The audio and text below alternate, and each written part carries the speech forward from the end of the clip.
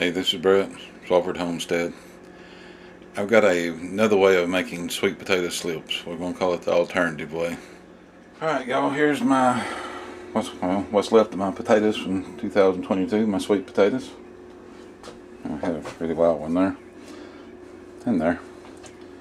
Ground's pretty hard, so sometimes they just grow in one big long wad. But anyway, you notice these potatoes, they've been sitting over 8 months in a cool, dry place, kind of dark. They don't do this for the first few months, but when it starts warming up in the springtime and the house starts getting warm, of course I set them on the floor of this old house, they stay cool, they start putting on what I'd call a slip. Putting on growth. You know, they're trying to reproduce. No, these haven't been buried in dirt, they haven't been soaked in water. They do the same thing without all that. When the temperature gets right, it has to start getting warm and stay in that dark, cool spot. But the temperature comes up, they start growing. This is what I use for planting my new sweet potatoes.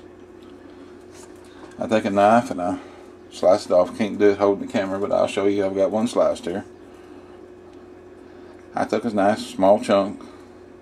Where it's attached at, I left just a little bit of the meat.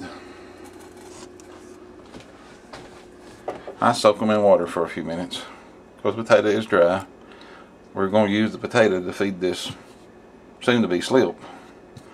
After it soaks in water for a few minutes and I know that it's hydrated again, I fix a tray with dirt in it. I just push them down in the dirt. In a few days they start putting on roots. This is my sweet potato slip.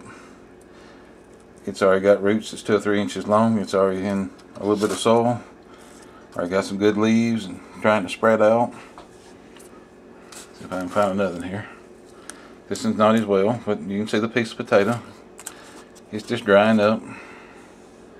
But the roots, they grow out. If I can get this in turn. The roots grow out right at the base of this new growth and the top of the potato. And they'll root themselves into the dirt. You just got to get them down in there a little ways where the roots can grow out and touch the dirt, and they generally take off. You lose one occasionally like this, but you can tell because they're right on top of the ground. See if there's another thing I can pull up. There's another one. But this is my alternative way of planting sweet potatoes. I'm not burying them in dirt waiting for something to pop up. I'm not soaking them in water. I'm simply cutting off the new growth off these potatoes and putting them in dirt for a few days. I'd say you could probably do it in a garden bed if you could keep it wet and keep a check on it. I don't know, I've never tried it because my gardens are in ground and they're not close. Where I plant these is not close to the house, so I have to carry water to them. So I get them started first. Get a good starter. A plan I feel like will make it, and then I can take them to the garden and simply dig a hole in the hill and set this off in it and pat the dirt around it. You're good to go. You just planted a potato. Not very hard to do. Something simple.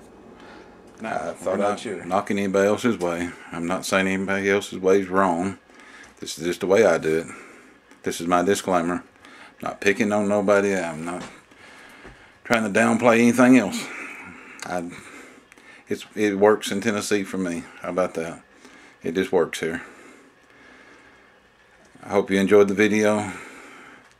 Like it if you don't mind. If you haven't subscribed, become a subscriber. Leave me a comment. Y'all have a good week.